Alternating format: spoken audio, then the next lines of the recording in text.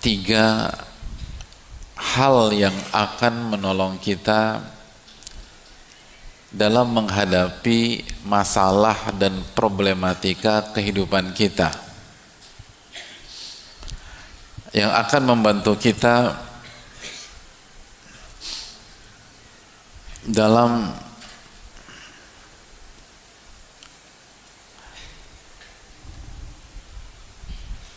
menghadapi rumah tangga kita, menghadapi masalah-masalah keluarga.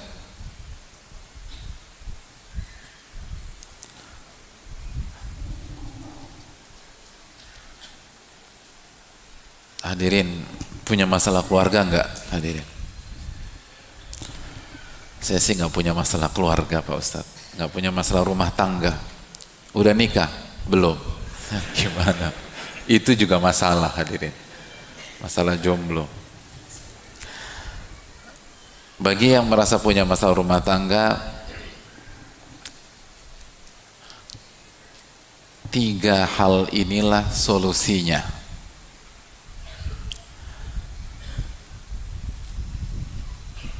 Yang punya anak, punya masalah nggak dengan anaknya? Punya ya. Yang punya istri, punya masalah dengan istrinya?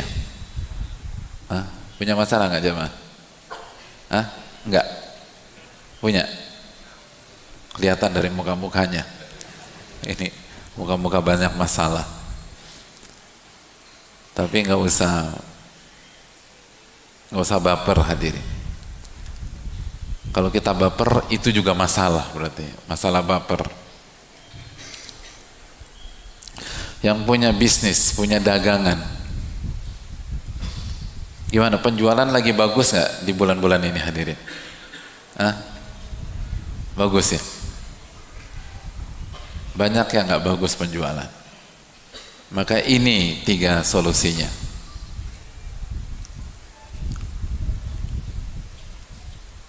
Bahkan yang merasa imannya lagi turun,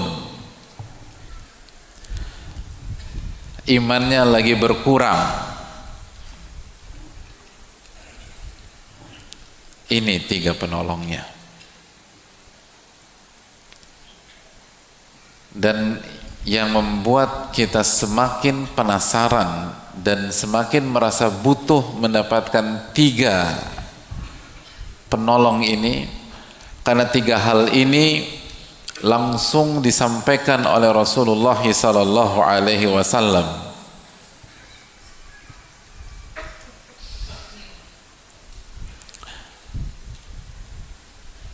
Langsung disampaikan oleh Rasulullah sallallahu alaihi wasallam.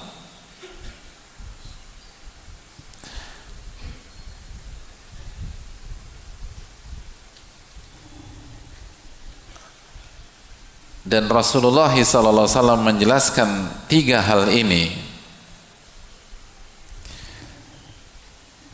itu bermula ketika turunnya sebuah ayat dari Al-Quranul Karim.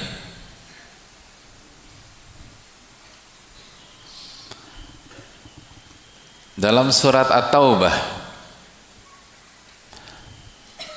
ayat 34, ketika Allah Subhanahu wa taala berfirman, walladzina yaqnizuna adh-dhahaba wal fiddah wa la yunfiqunaha fi sabilillah fabashshirhum bi'adzabin alim.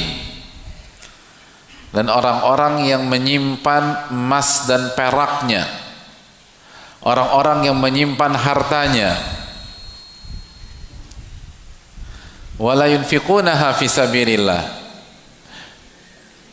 dan mereka tidak menunaikan hak harta tersebut, mereka tidak infakkan harta itu di jalan Allah, mereka tidak zakat, mereka nggak bayar zakat hadirin, mereka nggak mengeluarkan dan mengamal dan melaksanakan kewajiban mereka yang berkaitan dengan harta mereka.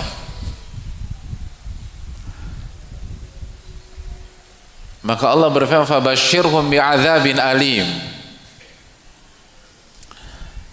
maka berilah kabar gembira. Oh, kok kabar gembira Ustaz?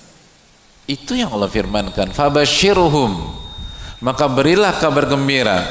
Surga? Enggak.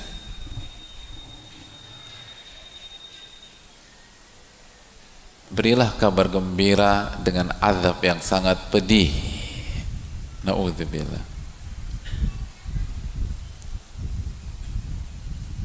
Jadi barang siapa yang punya harta lalu dia tidak infakkan di jalan Allah, maka berilah mereka kabar gembira dengan azab yang pedih. Nah, ketika ayat ini turun, hadirin Allah muliakan,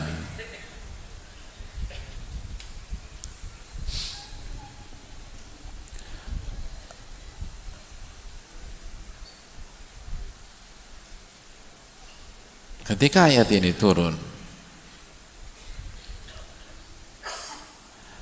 para sahabat bertanya-tanya kepada Nabi SAW,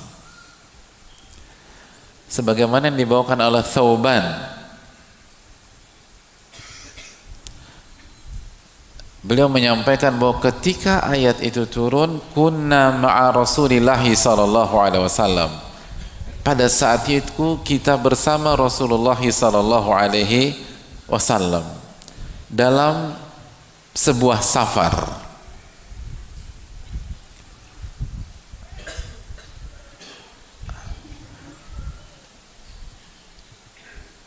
Dan mereka mengerti bahasa Arab, ilmu mereka tinggi, hadirin, dan mereka benar-benar menangkap poinnya, menangkap pesannya, bahwa harta, bahwa emas dan perak itu ternyata bisa membuat orang tuh diazab dengan azab yang pedih.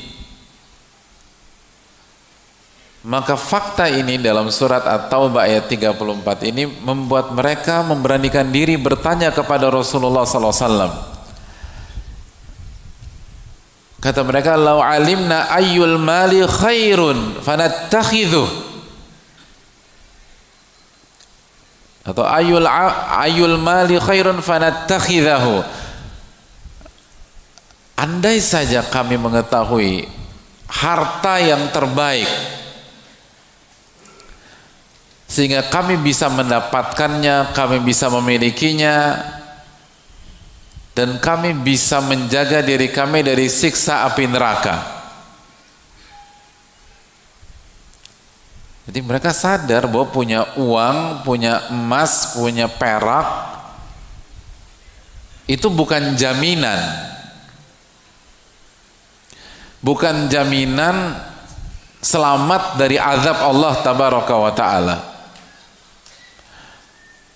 bukan jaminan hidup bahagia, bukan jaminan hidup tenang, bukan jaminan hidup tentram.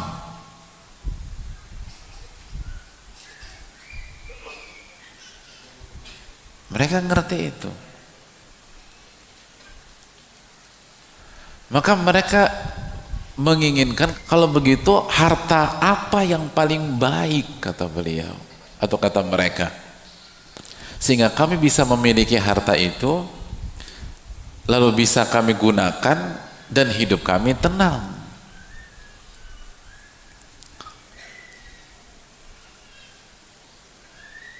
Dan ini penting, hadirin sekalian, karena hari ini banyak sekali orang tuh yang tidak paham tentang fakta ini. Mereka pikir kalau punya duit pasti bahagia dan nggak mungkin diazab sama Allah. Mereka pikir kalau mereka punya uang itu tanda Allah sayang sama kita secara mutlak.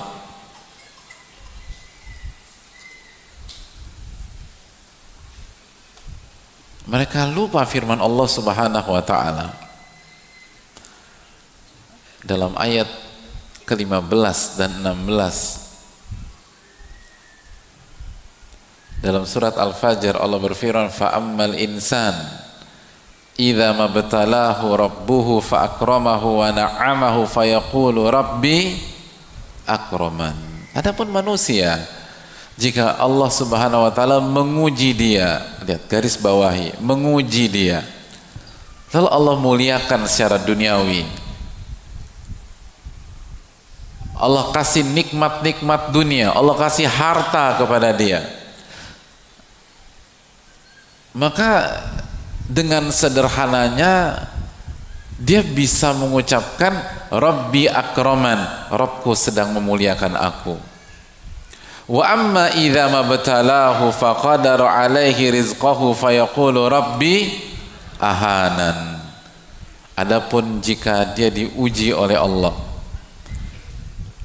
Allah sedikitkan uangnya, Allah seretkan rizkinya secara materi, Allah buat dalam beberapa bulan ini dagangannya kurang laku, maka mereka mengatakan Rabbi ahanan, Rabbku telah merendahkan aku, menjatuhkan aku.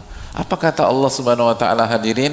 Kalla, bukan begitu cara berpikirnya, bukan begitu cara memahaminya, bukan, hadirin. Uang itu bukan jaminan, uang itu bukan tanda kita ditolong sama Allah.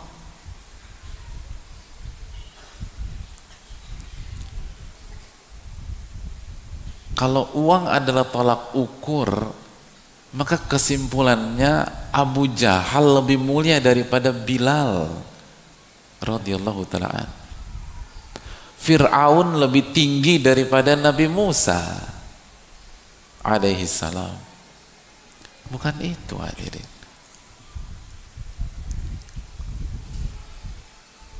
Dan para sahabat memahami hal tersebut. Dan mereka adalah orang-orang yang sangat semangat untuk mencari kebaikan. Maka mereka bertanya, Ayul mali khair, Ayul mali khairun, harta apa yang paling baik, harta apa yang paling berkah. Lihat bedanya kita dengan para sahabat. Para sahabat itu pertanyaannya, kalaupun menanyakan harta, bukan seperti kita atau sebagian kita. Mereka bertanya, Ayyul mali khairun, harta apa yang paling berkah, harta apa yang paling baik, harta yang seperti apa sih kalau aku punya itu aku semakin beriman.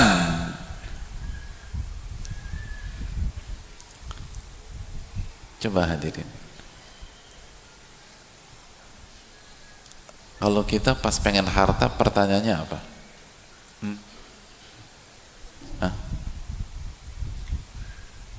Kalau kita ingin menaikkan omset penjualan kita, pertanyaan kita itu apa? Coba jujur. Yang jujur saya kasih hadiah.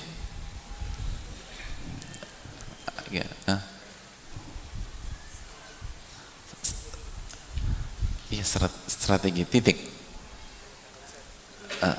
Gimana gue bisa punya harta yang banyak ya? Gimana gue bisa kaya seperti dia gitu loh. Jadi langsung berpikirnya gimana bisa kaya seperti dia? Gimana anak bisa punya mobil sebagus dia? Titik gitu loh. Kalau para sahabat tuh enggak, hadirin. Para sahabat itu ayyul mali khairun. Gimana dapetin harta yang berkah, yang baik. Sehingga kalau kita punya, kita nggak berubah. Kalau kita punya tuh harta, kita tetap rajin sholat, kita tetap memakmurkan masjid, kita tetap jadi hamba Allah yang baik. Itu pertanyaan mereka. Maka apa jawab Rasulullah SAW, hadirin? Ketika beliau ditanya tentang ayyul mali khairun fanattakhidahu, dijawab oleh Rasulullah SAW. Ternyata dijawab. Nabi SAW nggak mengatakan duit doang yang lo pikirin, ngaji sana. Enggak, Nabi SAW nggak bilang begitu. Harta doang, Katanya udah ngaji, masa bicara harta? Oh enggak, Nabi SAW enggak bilang demikian. Nabi SAW menjawab pertanyaan tersebut. Beliau memberikan 3 hal. Yang pertama, ya, catat nih. Ya. Tadi pertanyaannya para sahabat apa? Ayyul mali khairun. Harta apa yang berkah? Nah itu. Gimana hadirin? Pengen harta nggak? Nah, jujur aja jujur. Nah, paling nggak kita masuk surga dari kejujuran. Gitu. Pengen harta? Masya Allah. Yang pengen cuma 20 orang. Yang lain pengen banget. Masya Allah. Pengen banget. Nah kalau kita pengen punya harta yang berkah, catat solusi dari baginda Rasul Sallallahu Alaihi Wasallam. Yang pertama kata Rasulullah Sallallahu Alaihi Wasallam, yang pertama, lisanun dzakir, lisan yang senantiasa berzikir kepada Allah.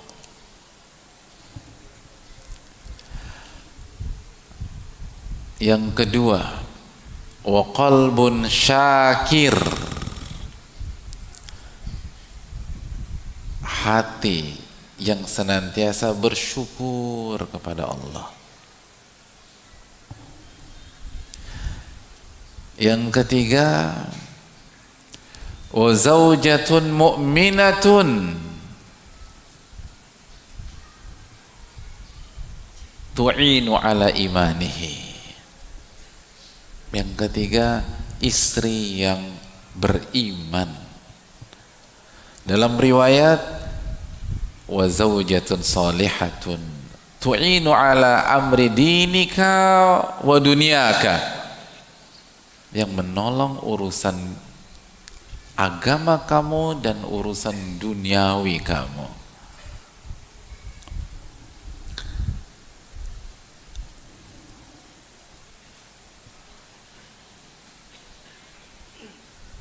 Udah Pak Ustadz, terus duitnya mana? Oh, sabarlah hadirin, jangan emosi hadirin. Tapi beneran udah hadirin, udah sampai di situ. Yang pertama apa tadi?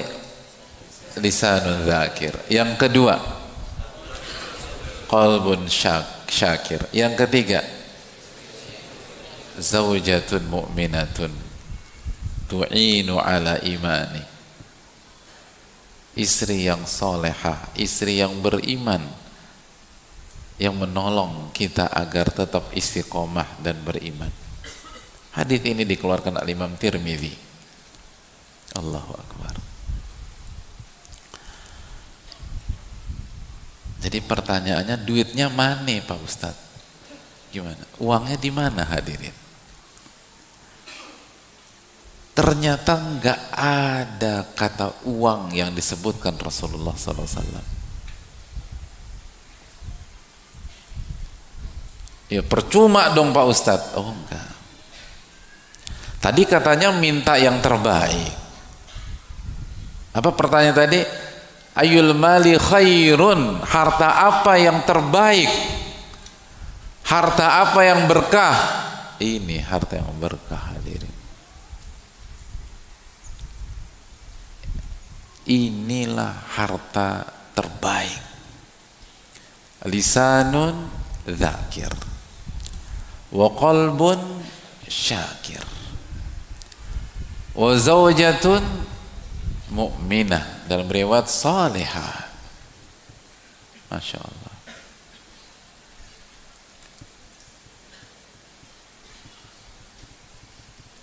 Hadirin yang Allah muliakan, ini pelajaran mahal bagi kita.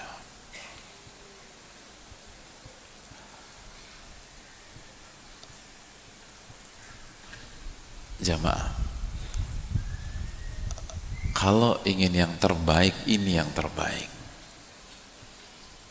Kalau kita jujur ingin harta yang paling berkah, paling terbaik,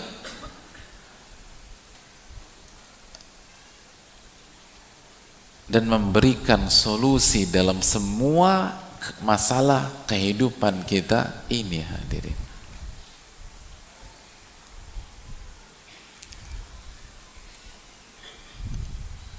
Kenapa demikian? Karena harta itu, kalau yang kita maksud uang, emas, dan perak, itu kemampuannya terbatas. 3 hal yang disampaikan Rasulullah SAW ini jauh lebih powerful daripada uang yang kita miliki sebesar dan sebanyak apapun.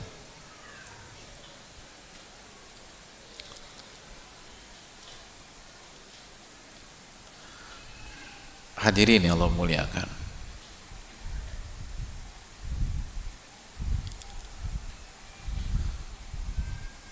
percaya nggak nih hadirin?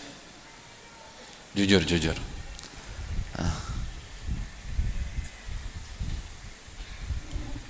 Setuju apa enggak? Ragu-ragu apa enggak? Belum satu masjid, baru 30 orang bilang enggak. Hadirin Allah muliakan, gimana? Setuju apa enggak? Uang penting apa enggak? Masya Allah. Loh benar, uang penting, tapi bukan yang paling penting. Justru kalau antum bilang nggak penting, diuji antum pulang dari sini oleh Allah Subhanahu Wa Taala. Hadirin, uang penting, tapi uang nggak bisa membeli semua hal yang bisa didapatkan oleh 3 atau dari 3 hal di atas. Harta, uang itu bisa membeli kasur yang empuk, tapi uang tidak bisa membeli tidur nyenyak, hadirin. Wih, tidur nyenyak itu mahal, hadirin sekalian.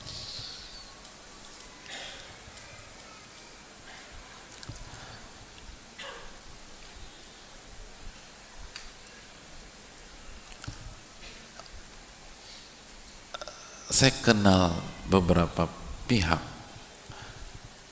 dan saya punya teman juga bahkan memberikan testimoni yang lebih dalam dari itu. Kata beliau, teman saya ini, Ustadz, semua ahli dunia yang saya kenal gak ada yang bisa tidur tanpa minum obat tidur, Pak Ustadz. Padahal kayaknya keterlaluan, kayaknya tuh. Udah pernah lihat belum orang kaya keterlaluan? Oh, itu. Ini dia bergaul dengan banyak pihak. Itu dia bilang, semua minum obat, gak bisa.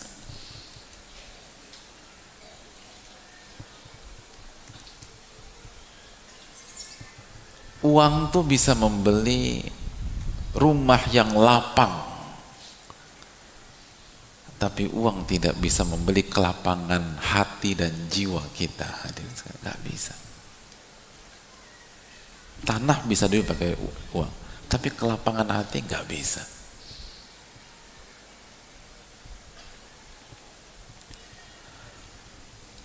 Hadirin yang Allah muliakan,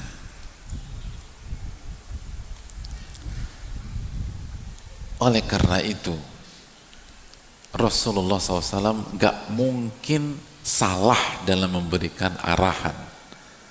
Tidak mungkin Sallallahu Alaihi Wasallam salah dalam memberikan jawaban. Bagaimana mungkin salah? Sedangkan beliaulah sosok yang disebutkan oleh Allah Tabaraka wa Ta'ala dalam surat An-Najm ayat 3 dan 4, wa ma yantiqu 'anil hawa in huwa illa wahyun yuha. Rasul tidak mengucapkan dengan hawa nafsu beliau, tapi wahyu yang Allah berikan kepada beliau, itu yang Rasulullah SAW sampaikan. Jadi ketika pertanyaannya apa harta yang terbaik, lalu Rasulullah SAW mengatakan lisanun dzakir wa qalbun syakir wa zaujatun salihah atau zaujatun mu'minah tu'inu ala imanihi, maka itulah harta yang seharusnya kita kejar dalam kehidupan kita kalau kita ingin bahagia. Itu yang harus kita kejar. Dan kalau kita mengejar itu dengan sebenar-benarnya, dengan sejujur-jujurnya, itu harta yang bentuknya materi akan mengikuti kita dan akan mendatangi kita, hadirin. Itu yang harus kita yakini. Man kanatil akhirah wa man kanatil akhiratu hamma, barang siapa yang akhirat menjadi tujuannya, menjadi ambisinya, jama'allahu syamlah, maka urusannya Allah akan selesaikan. Allah akan bereskan masalahnya satu demi satu. Wa ja'alal ghina fi qalbi, maka Allah akan masukkan kekayaan ke dalam hatinya. Wa ta'tihi dunya wa hiya raghimah, dan dunia akan datang dalam kondisi hina. Datang dunia itu, hadirin. Dunianya datang. Kenapa hidup kita berantakan?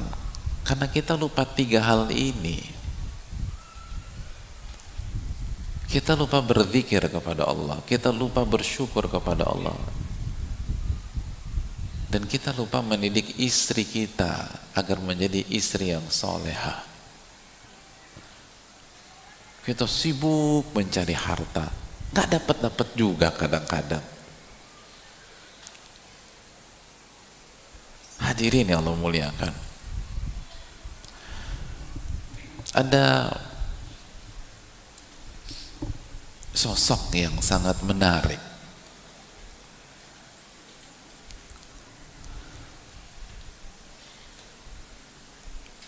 Salah satu ulama besar.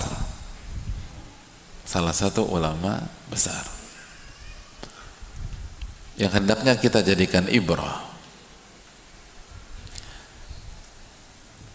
Karena beliau ini unik, hadirin. Ulama yang hidup di abad ke-4 sampai ke-5 Hijriah. Beliau wafat di tahun 456 Hijriah.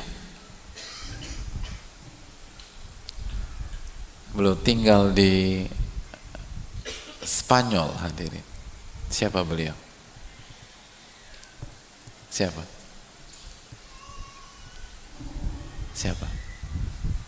Ini muka-mukanya nih muka-muka Spanyol, hadirin. Siapa?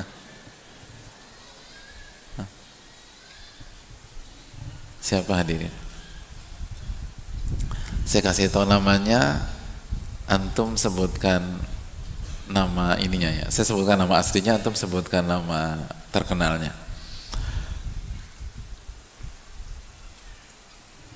Abu Muhammad Ali bin Ahmad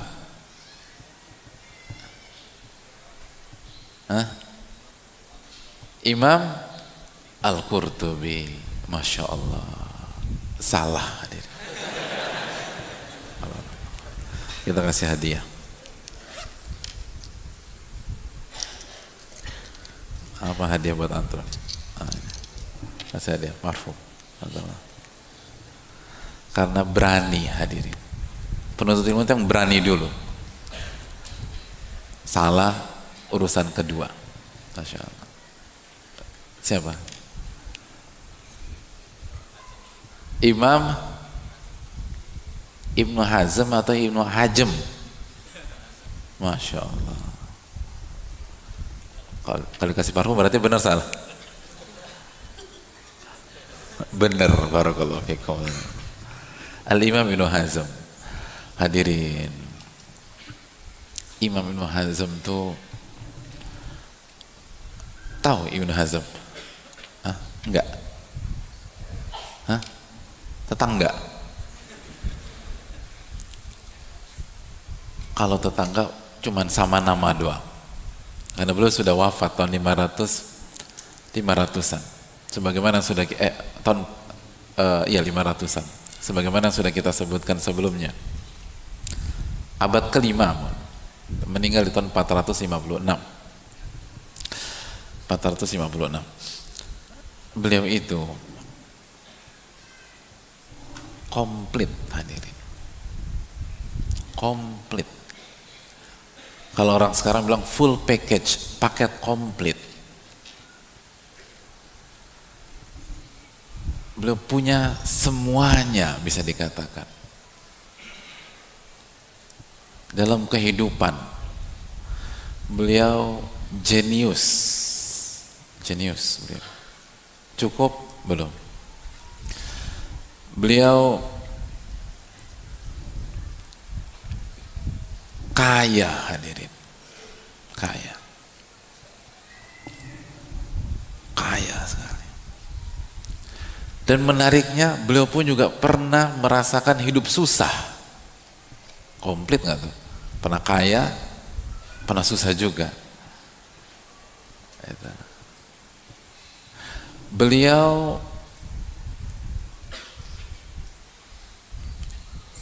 lahir dari keluarga besar, bapaknya menteri, hadirin. Bayangkan, bapaknya hidup di rumah yang sangat besar. Dan beliau pun punya kedudukan yang istimewa. Jadi bapaknya punya kedudukan, beliaunya punya kedudukan juga.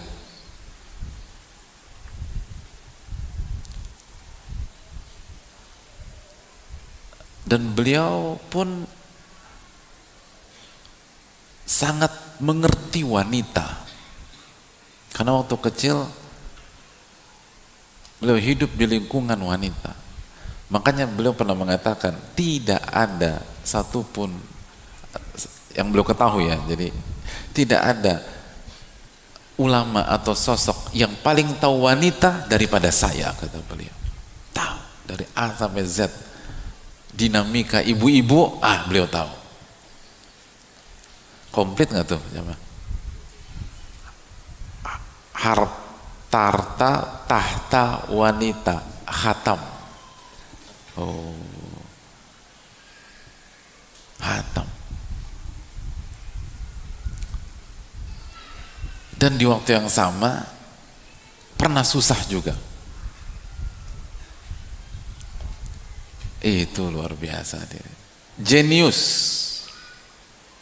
Setelah beliau mengalami semua dalam kehidupan beliau, beliau menjelaskan rahasia kehidupan.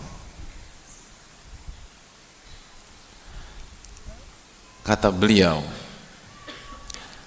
yang dicari oleh manusia, seluruh manusia dalam kehidupannya adalah satu hal. Jadi semua manusia, mau miskin, mau kaya, mau pejabat, mau rakyat biasa, mau laki-laki, mau perempuan, semua manusia itu pada akhirnya hanya cari satu hal. Itulah kesimpulan beliau dari ilmu yang sangat mendalam dan pengalaman hidup yang sangat komplit. Apa satu hal tersebut, hadirin? Hah?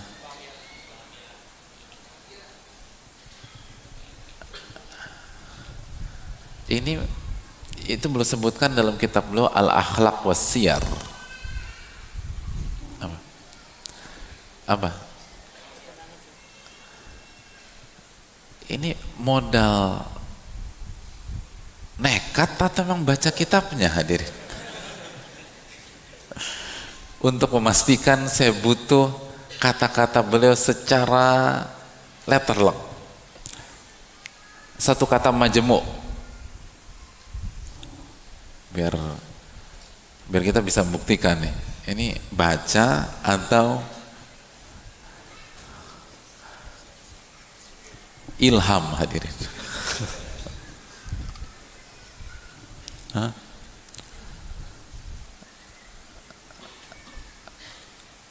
Apa inti dari ini semua kata beliau? Kata beliau jemaah sekalian, inti dari ini semua adalah tordul ham. Tordul ham.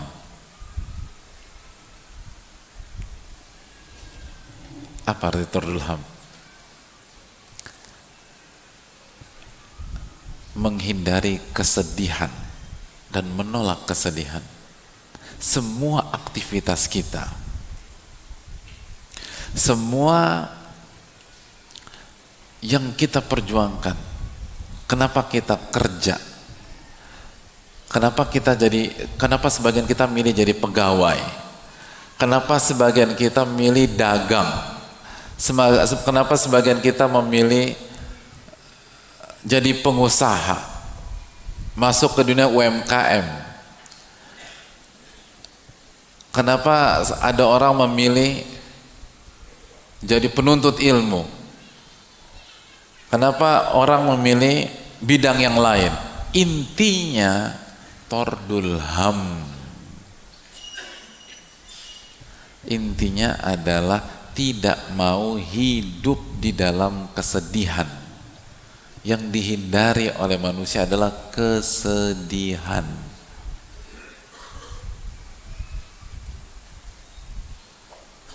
Semua itu hanya jalan, semua itu hanya sarana.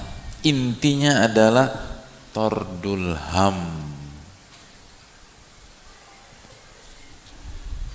Catat nih hadirin, ini sosok yang udah khatam semuanya. Beliau nggak mengatakan yang dicari manusia adalah rumah mewah, bukan, kata beliau. Hadirin, nggak ada di antara kita yang lebih kaya daripada beliau. Nggak ada di antara kita di sini lebih jenius daripada beliau. Nggak ada di antara kita di sini yang lebih ngerti tentang wanita dibanding beliau.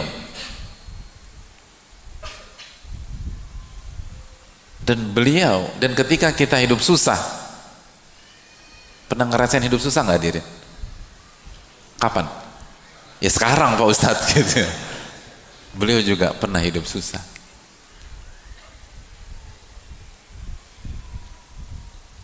Dan mungkin pada fase beliau hidup susah lebih susah daripada kita atau sebagian kita di sini. Lalu kata beliau yang paling yang tujuan tordul ham. Dan kuncinya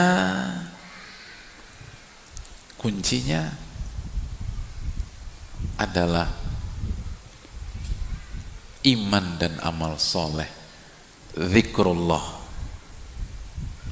hati yang bersyukur, dan kesolehan dan dukungan dari keluarga. Itu intinya hadirin. Makanya Allah Subhanahu Wa Taala menjelaskan, ingat beliau nggak ngasal. Masih ingat nggak? Nah, Allah Subhanahu Wa Taala berfirman, kita bagi tugas hadirin. Anda sebutkan ayatnya, suratnya, antum sebutkan ayatnya. Allah berfirman, ala inna awliya Allahi la khaufun alaihim wa lahum yahzanun. Ketahuilah, wali-wali Allah itu la khaufun alaihim wa lahum yahzanun. Alladzina amanu wa kanu yattaqun, yaitu mereka orang-orang yang beriman dan bertakwa kepada Allah Subhanahu wa taala. Surat Yunus ayat berapa?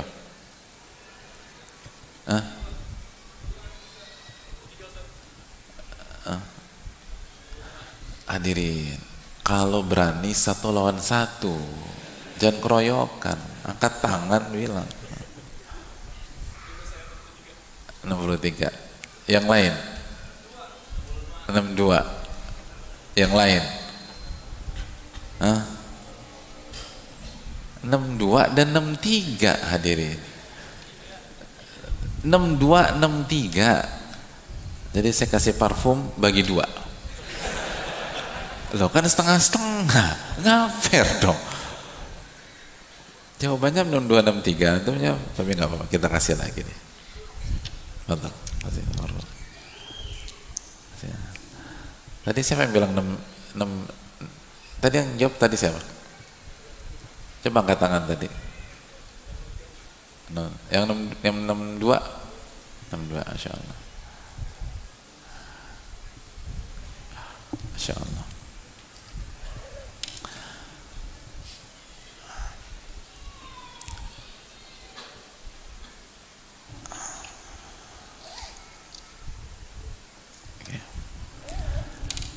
Hadirin Allah muliakan, lihat Allah Subhanahu wa taala ya. Apa kata Allah?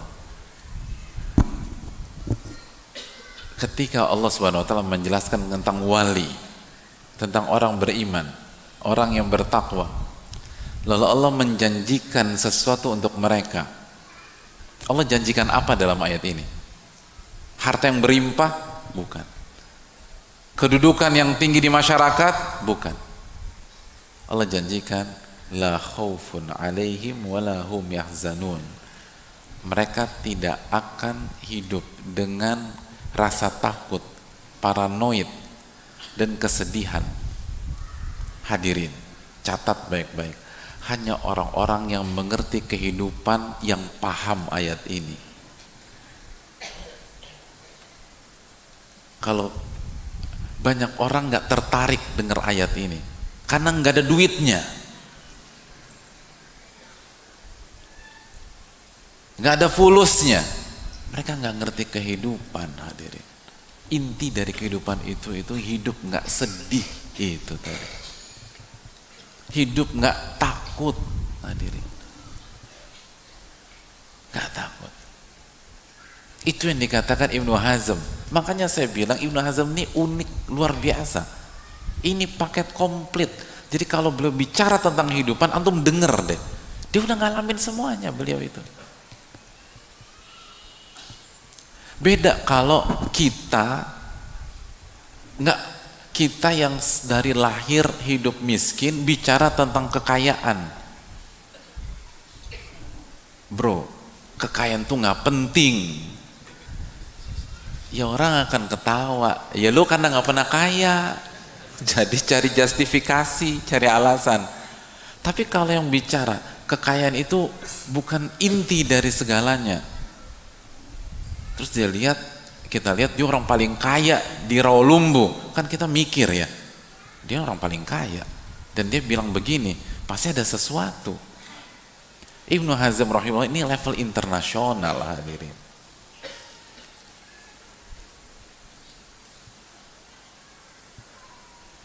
Itu hal yang paling penting.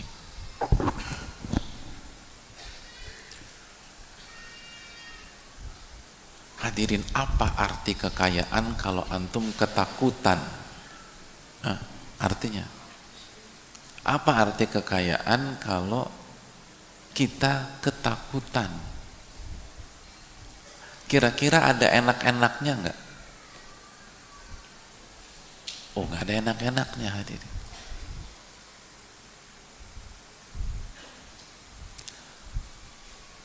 Orang yang sedang menikmati kenyamanan rumahnya yang harganya 100 miliar, rumahnya harganya 100 miliar, pas lagi santai-santai gempa, kira-kira masih bisa ganti channel TV nggak? Bubar, hadirin. Itu rumah 100 M nggak ada rasanya.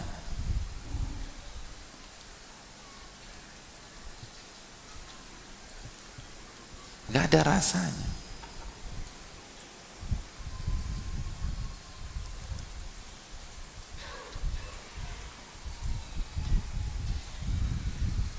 Gak ada artinya kalau kita gak dapatkan ketenangan dan kenyamanan. Dan bagaimana cari mendapatkan itu semua? Lisanun dzakir, qalbun syakir, dan istri yang soleha. Hadirin yang Allah muliakan, Allah itu sayang banget sama orang-orang yang beriman. Allah tuh sayang sama kita, Ar-Rahman Ar-Rahim. Dan salah satu bentuk kasih sayang Allah kepada kita, Allah buat kebahagiaan kita bukan terletak di luar, tapi terletak di dalam. Karena kalau Allah buat kebahagiaan kita di pihak luar, susah didapetinnya hadirin. Susah. Tapi Allah buat di dalam. Gimana biar bahagia? Bagaimana biar tenang? Bagaimana biar hidup gak ketakutan? Bagaimana hidup gak sedih? Allah berfirman dalam surat Ar-Ra'd ayat 28, Ala bidzikrillahi tatmainnul qulub. Ketahuilah, dengan mengingat Allah, hati menjadi tenang. Hati menjadi tenang. Ala bidzikrillahi tatmainnul qulub. Ketahuilah, dengan mengingat Allah, hati jadi tenang. Kalau ketenangan kita terletak pada teman nongkrong kita, bagaimana kalau kita lagi ada masalah, lalu mereka nggak ada yang nongkrong? Repot kita hadirin. Kalau ketenangan kita ada pada sahabat kita, begitu kita lagi drop, kita telepon, miss call terus, dia nggak ngangkat. Lu kemana aja mas? Kemarin gue lagi suntuk, lu ditelepon nggak bisa dihubungi. Suka begitu nggak hadirin? Coba jujur aja, jujur. Ini salah hadirin sekalian.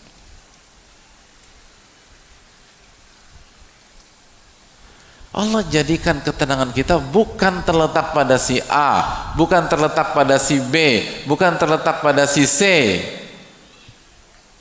Tapi Allah jadikan ketenangan kita pada zikir yang dilakukan oleh lisan, hati, dan perbuatan tangan kita. Itu kasih sayang Allah kepada kita. Sehingga kapanpun, sesulit apapun, lagi kaya atau lagi miskin pun, kita tetap bisa hidup bahagia dan tenang di dunia maupun di akhirat. Coba kalau Allah kaitkan ketenangan kita pada uang. Begitu kita punya uang, kita happy. Begitu kita nggak punya uang, berantakan hidup kita. Enggak. Hadirin, zikir itu penting. Zikir itu penting. Hidup ini kalau nggak pakai zikir itu gersang. Yang membuat kita hancur itu bukan kita nggak punya uang, tapi kita lupa mengingat Ar-Razzaq yang memberikan rezeki kepada kita. Dan akhirnya ketika kita nggak mengingat Allah, kita nggak bersyukur. Dan begitu kita nggak bersyukur, la in syakartum la azidannakum wa la in kafartum inna azabi lasyadid. Kalau kalian bersyukur, aku akan tambah. Tapi kalau kalian nggak bersyukur, azabku sangat pedih. Catat baik-baik keterangan para ulama kita hadirin. Ibnu Aun rahimahullah mengatakan, ini akar penyakit dan ini obat paling mujarab. Apa akar penyakit dalam kehidupan? Catat baik-baik, kata Al-Imam Ibnu Aun, dzikrun nasida wa dzikrullahi dawa. Mengingat manusia dan makhluk itu penyakit. Dan mengingat Allah adalah obat.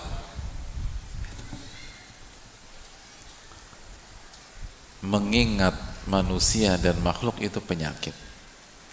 Dan obatnya adalah mengingat Allah Subhanahu wa ta'ala. Coba jujur. Yang bikin kita nyesek, kesel,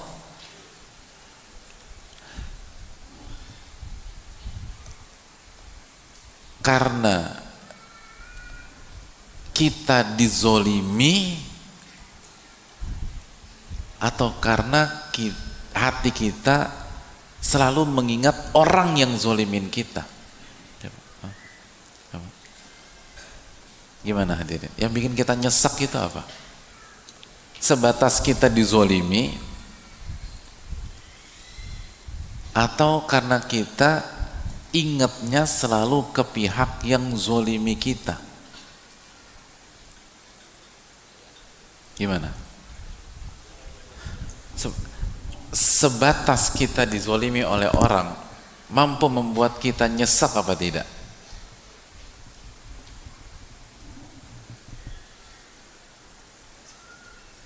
Ibu-ibu,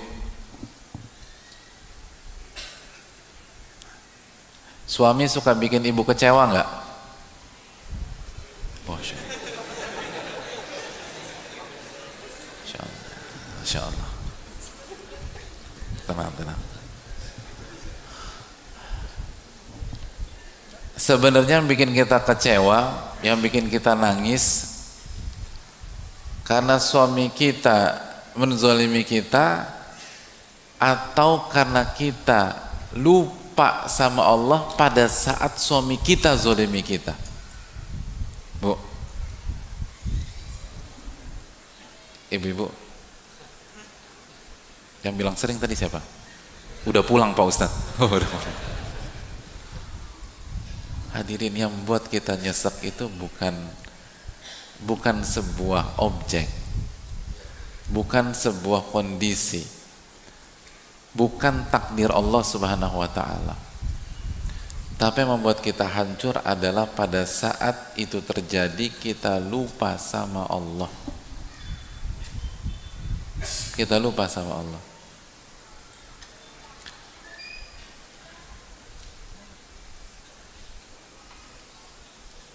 Ibu-ibu, siapa salah satu wanita yang paling baik, bahkan kata Nabi SAW sempurna, yang pernah hidup di peradaban umat manusia?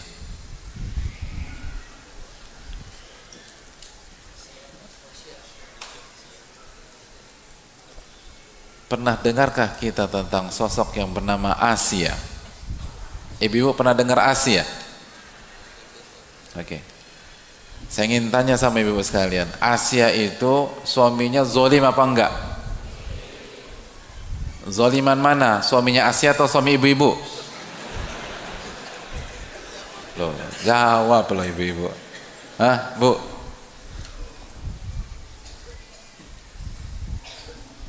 Pak Ustadz, suaminya Asia tuh siapa sih? Tapi ya Pak Ustadz ya, saya rasa nih Pak Ustadz, suami saya lebih zolim Pak Ustadz. Pak Ustadz belum ketemu aja sama tuh orang. Bu, sezolim-zolim suami ibu-ibu, insya Allah lebih zolim suaminya Asia. Enggak Pak Ustadz, suamiku lebih zolim. Emangnya suami ibu namanya siapa?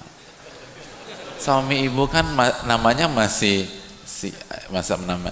Ini suami Asia itu namanya Fir'aun. Ya Allah, ada yang lebih zolim dari Fir'aun? Bayangkan, saking zolimnya nggak ada yang kasih nama anaknya Fir'aun tuh, nggak ada. Itu udah simbol kezoliman itu loh. Tapi bacalah riwayat bagaimana Asia tetap tersenyum ketika disiksa oleh suaminya sendiri. Disiksa hadirin, senyum beliau itu. Kok bisa senyum? Kok bisa mengerjakan hal yang seaneh itu? Jawabannya apa hadirin sekalian? Karena pada saat suaminya menyiksa dia, beliau ingat sama Allah. Hadirin yang Allah muliakan, apa kata Allah Subhanahu wa ta'ala tentang Asia? Allah berfirman dalam surat At-Tahrim ayat 11, idh qalat, ingatlah ketika Asia itu mengingat Allah dan berdoa, Rabbi benili indaka baitan fil jannah, ya Allah tolong buatkan aku istana di surga. Wa najjini min fir'auna wa amalihi, dan selamatkan aku dari Fir'aun dan bala tentaranya dan amal perbuatannya. Wa najjini minal qaumidz zalimin, dan selamatkanlah aku dari orang-orang zalim. Itu hadir.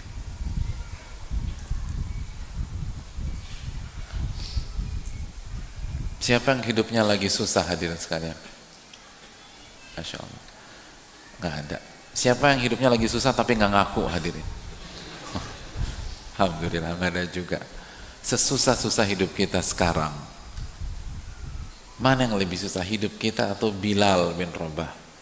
Ya Allah, pada saat di awal-awal dakwah di kota Mekah itu diseret, dirantai bahasa kita, dikasih ke anak-anak, diriwayatkan dijadikan mainan kayak binatang, lalu dibaringkan, lalu ditindih dengan batu yang sangat besar. Ada kita ngalamin hari-hari ini seperti itu? Gak ada. Kenapa kita suka galau, suka update status, dan Bilal tenang-tenang aja? Karena Bilal ingat sama Allah. Yang diucapkan pada saat itu adalah Al-Ahadul Ahad, Allah subhanahu wa ta'ala. Itu yang membuat beliau tenang dan akhirnya bersyukur kepada Allah subhanahu wa ta'ala di tengah kehimpitan ujian-ujian hidup, sebagaimana Asia tadi bersyukur kepada Allah. Dan begitu orang itu udah ingat sama Allah dan bersyukur kepada Allah, maka dia akan bahagia, dia akan merasakan apa yang tidak pernah dirasakan oleh orang kaya yang hanya mengandalkan kekayaannya. Itu hal penting, jamaah.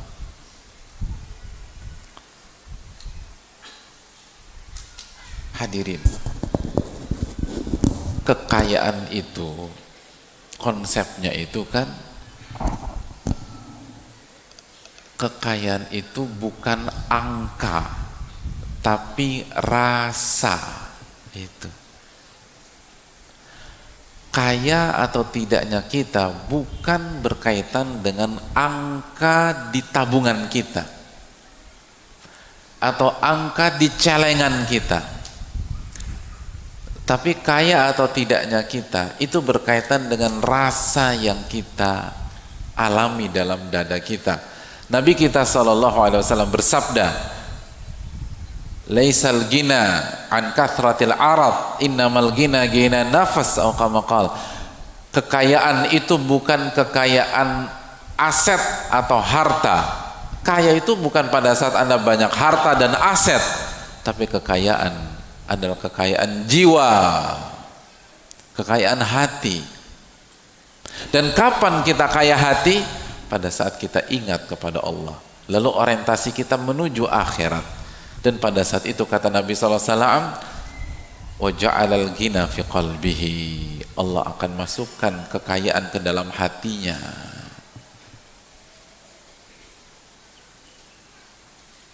Hadirin,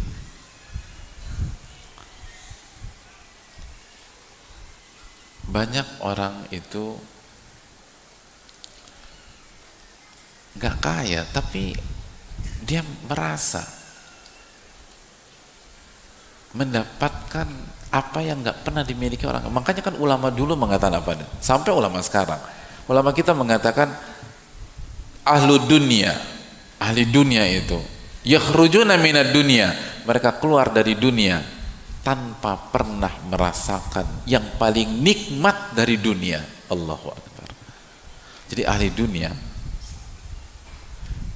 itu saat meninggal dunia, mereka ternyata belum pernah merasakan yang paling indah dari dunia. Itu ironi, hadirin. Itu ironi. Apa yang paling indah dari dunia? Kata para ulama, ma'rifatullah, mengenal Allah subhanahu wa ta'ala. Itu yang paling indah. Dan dengan kita mengenal Allah, kita jadi bersyukur kepada Allah. Dan ketika kita bersyukur kepada Allah, Allah akan tambah nikmat kita. Allah akan tambah nikmat kita. La in syakartum la azidannakum. Kalau kalian bersyukur, aku tambah. Dan kalau kalian tidak bersyukur, inna adzabi lasyadid, azabku sangat pedih.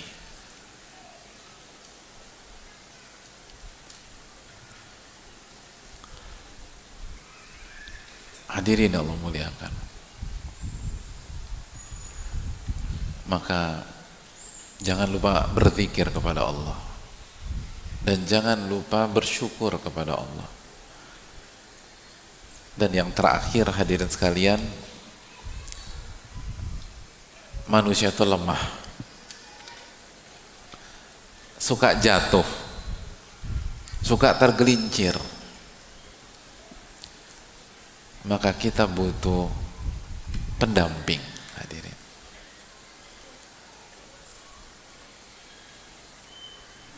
Dan di antara pendamping terbaik adalah istri yang solehah. Allahu Akbar. Hadis ini itu benar-benar ngangkat derajat ibu-ibu sekalian ke derajat yang sangat tinggi. Pertanyaannya tentang al-malu khairun, harta yang terbaik dan terberkah. Dan jawaban Nabi SAW, istri yang solehah. Dan istri yang soleh disandingkan dengan zikrullah, berzikir kepada Allah Subhanahu wa ta'ala. Subhanallah. Pada saat sebagian pihak menghargai seorang wanita dengan puluhan juta atau ratusan juta,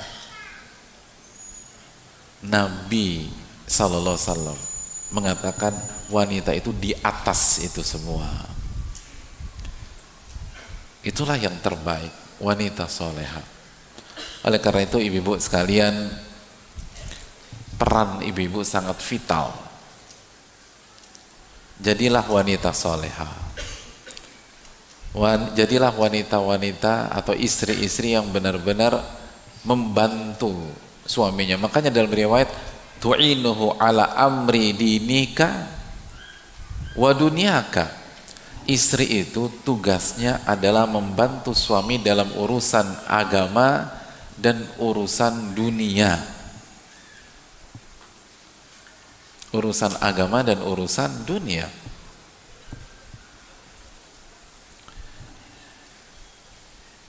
Bapak-bapak udah WA istrinya di atas belum? Catat yang bagian ini, catat, stabiloin, garis merah. Gitu coba. Tugas istri apa ibu-ibu? Nah, kalau ibu-ibu ingin menjadi permata dunia dan akhirat yang nilainya lebih tinggi dan tidak bisa dibandingkan dengan uang, emas dan perak, apa yang harus ibu-ibu lakukan? Udah bubar ibu-ibu ya?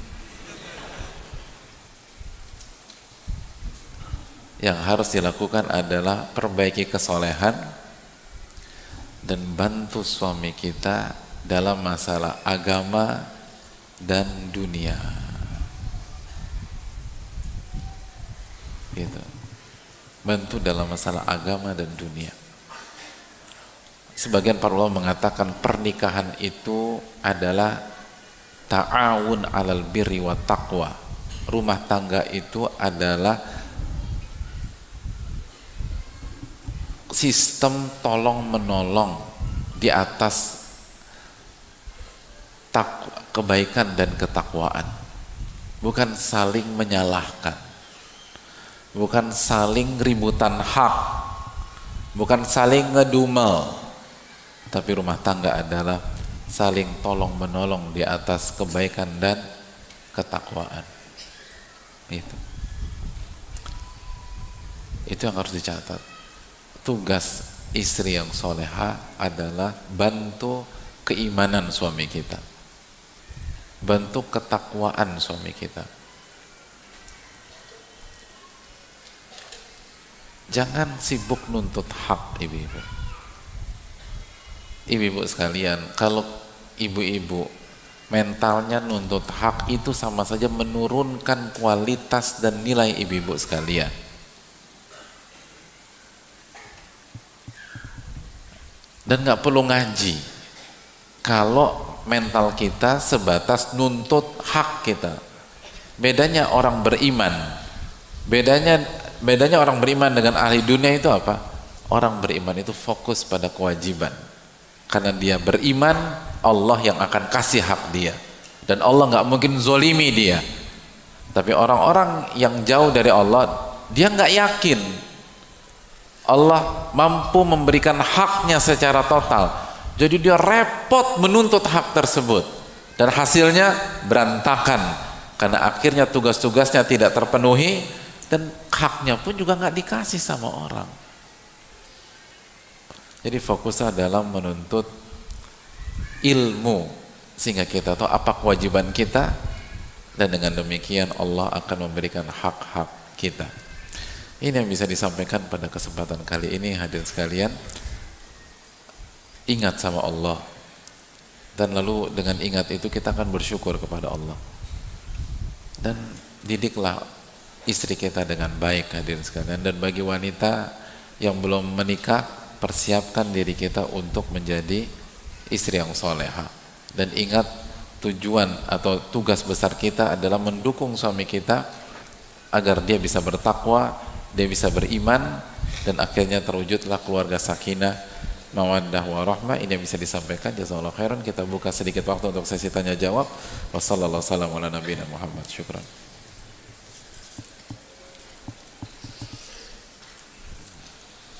Assalamualaikum Ustaz. Waalaikumsalam warahmatullahi wabarakatuh. Qadarullah, ana menikahi wanita yang dulu pernah berzina. Saat ini dia sedang proses taubat, tapi saya pernah mendapati dia coba kontak dengan mantannya lewat sosial media. Seorang psikolog mengatakan wanita tidak akan lupa dengan orang yang pertama berhubungan intim dengannya. Akhirnya saat ini saya tetap berusaha menerimanya jika taubat-taubatan nasuha, dan bersiap cerai jika ia futur kembali maksiat, sambil cari istri lagi yang masih perawan untuk poligami.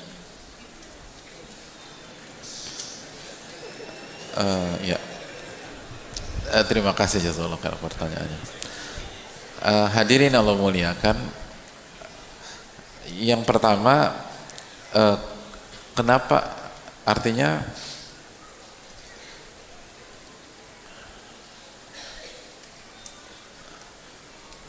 hendaknya kita lakukan atau hendaknya kita pastikan kriteria kita sebelum menikah.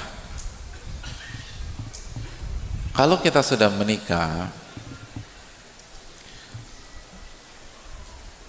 maka konsekuensinya, jadi semua kriteria itu harusnya selesai sebelum menikah.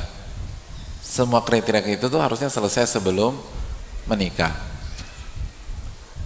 Nah, kalau sudah menikah, maka konsekuensinya kita harus menerima istri kita apa adanya, sebagaimana istri menerima suami apa adanya. Tutup lembaran lama dan buka lembaran baru. Itu yang pertama. Kecuali kalau ada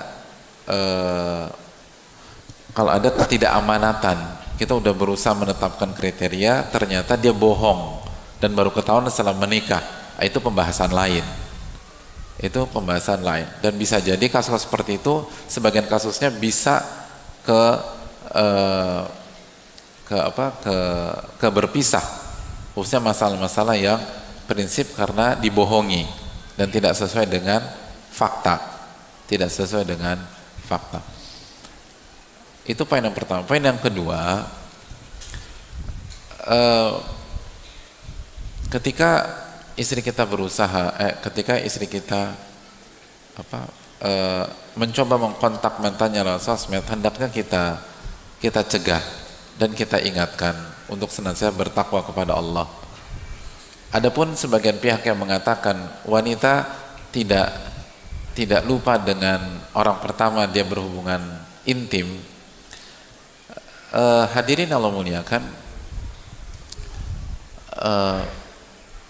hal seperti ini nggak bisa sesederhana itulah. Sebaliknya.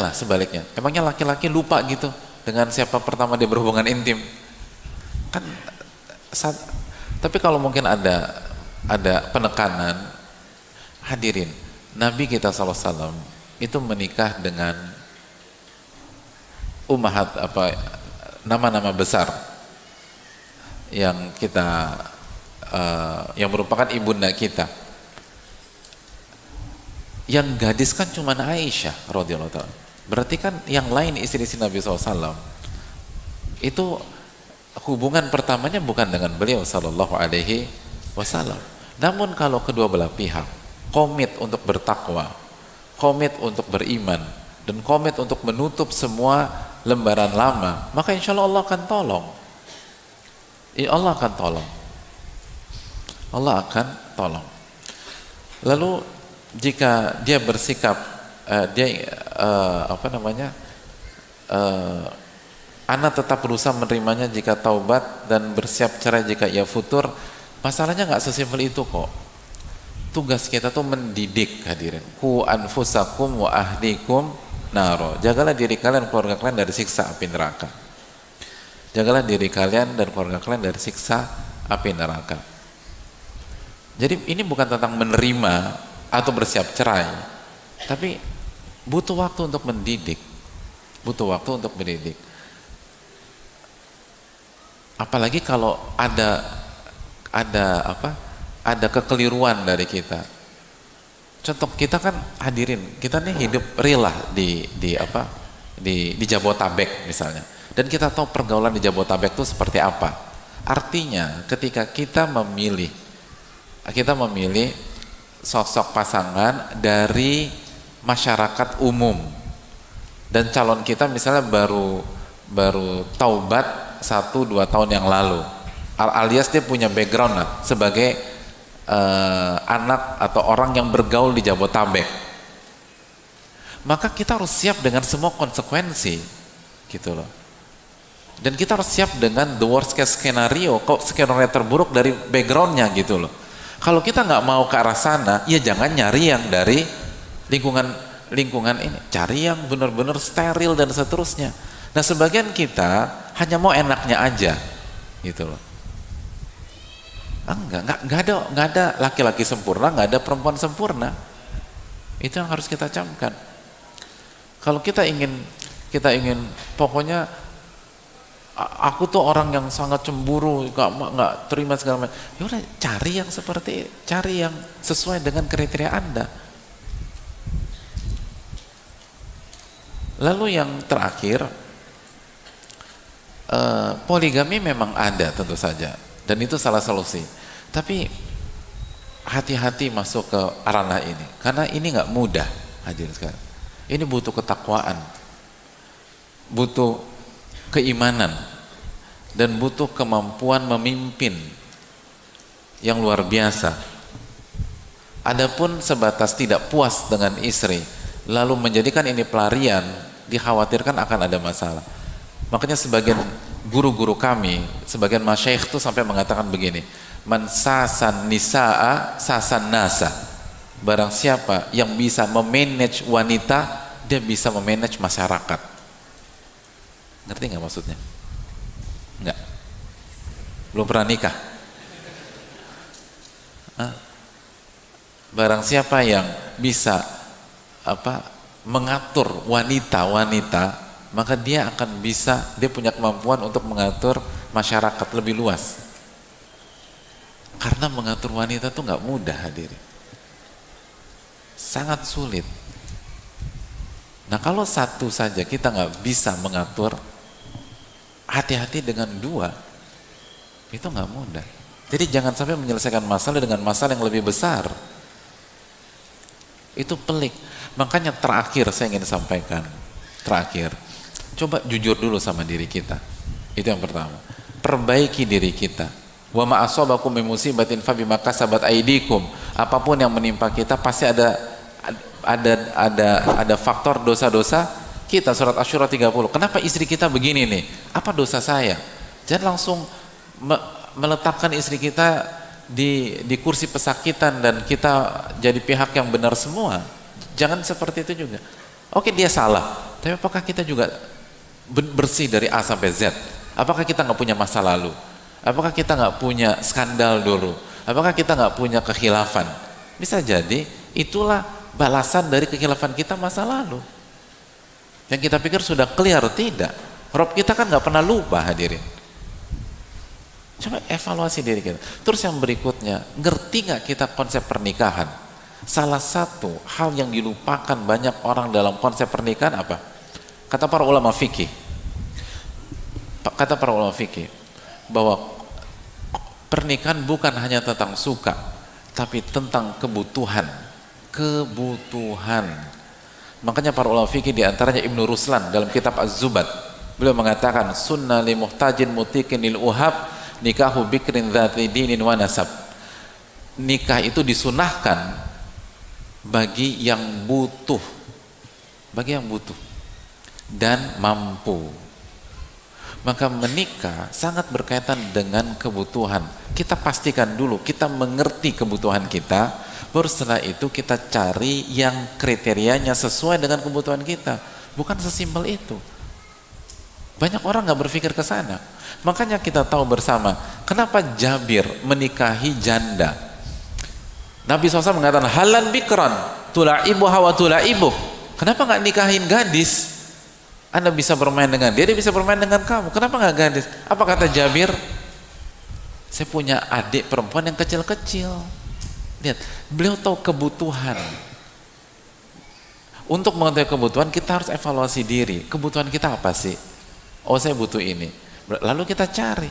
Dan jangan minta semuanya. Ketika Jabir sadar bahwa beliau punya anak yang punya adik perempuan yang kecil-kecil, maka beliau harus memilih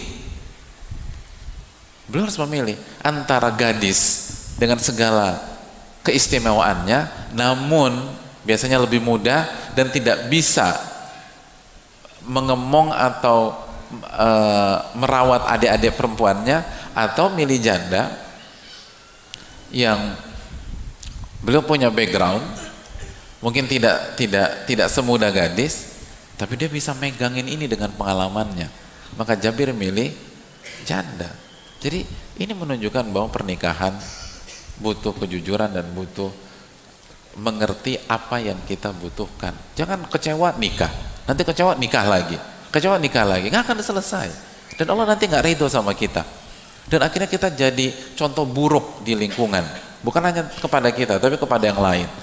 Karena kita tidak menerapkan dengan benar. Dan butuh ketakwaan, hadirin sekalian. Walaupun kita bisa sadari juga masalah zina ini besar dan masih menghubungi mantannya, itu juga masalah serius. Tapi mungkinkah itu terjadi karena kita kurang menjadi pemimpin dan kurang dalam mendidik dan mengontrol istri kita. Wallahu ta'ala bishawab. Bismillah, apakah yang dimaksud dengan kalimat dunia akan datang dalam keadaan hina? Itu artinya kita akan diberikan kekayaan apabila akhirat menjadi tujuan kita. Syukran jazakallahu khairan. Yang pertama, Allah akan kasih inti dari kenikmatan dunia, yaitu kebahagiaan, yaitu tordul ham, tidak ada kesedihan, tidak ada ketakutan, dan itu yang paling penting, ketenangan jiwa. Kata Syekhul Islam, fid dunya jannatun, di dunia itu ada surga. Yang barang siapa yang tidak masuk surga dunia, dia tidak akan mendapatkan surga akhirat. Jadi artinya dunia akan datang, dia akan mendapatkan surga dunia, yaitu ketenangan jiwa. Dan kalau dia mendapatkan surga dunia, kaya atau miskin secara materi nggak ada isu. Kalau dia mendapatkan surga dunia, kaya atau miskin itu bukan isu yang besar. Apa kata Imam Syafi'i, hadirin? Imam Syafi'i mengatakan bahwa ulama itu ada yang kaya dan miskin. Dan ulama yang miskin adalah pilihan ikhtiari. Bisa dimengerti? Ulama itu ada yang kaya dan yang miskin, benar nggak? Yang kaya seperti siapa? Ibnu Hazm tadi. Terus Laits bin Sa'ad, Abu Hanifah. Yang miskin seperti siapa? Imam Nawawi, Al-Baji, lalu Imam Syafi'i, Imam Ahmad miskin. Nah, ulama-ulama miskin tersebut, mereka miskin karena mereka yang memilih kemiskinan sebagai jalan perjuangan. Beda dengan kita. Mayoritas kita tuh miskinnya terpaksa, nggak ada opsi lain gitu loh. Gitu. Jadi gimana mau nggak mau ya kita hidup. Kalau ulama enggak. Jadi hadirin sekalian, orang-orang yang berkelas itu tuh punya kesempatan kaya tapi nggak diambil. Sebagaimana sebagian ulama memilih kekayaan sebagai jalan perjuangan mereka untuk mencari ridha Allah. Jadi kaya miskin itu sebuah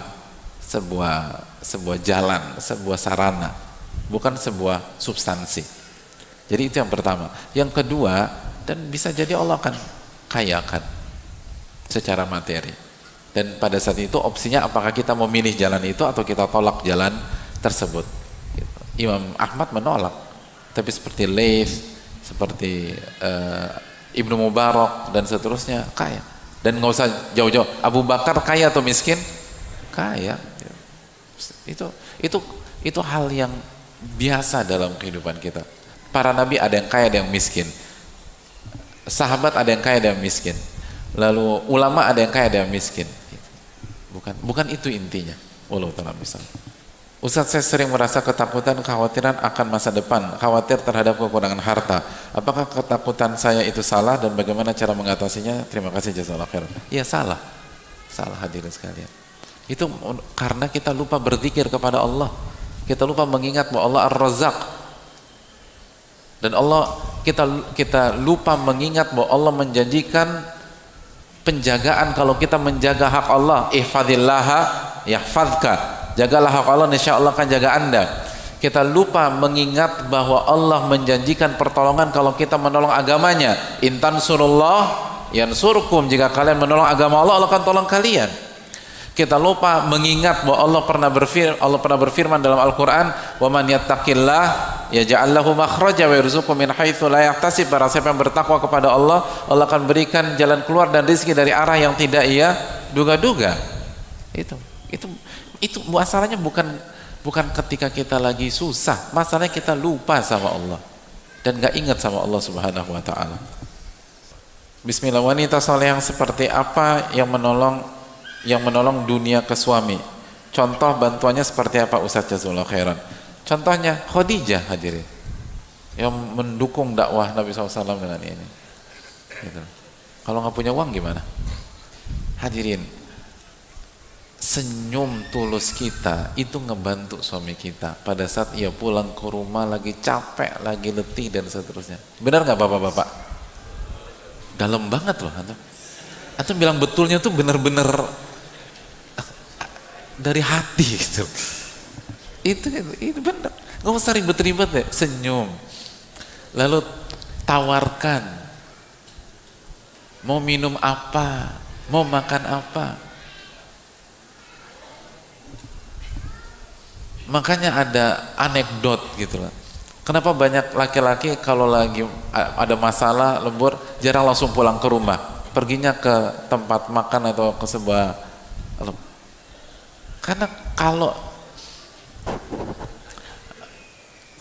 langsung pulang ke rumah, pertanyaan pertama adalah kenapa baru pulang? Dari mana aja kamu? Gitu loh.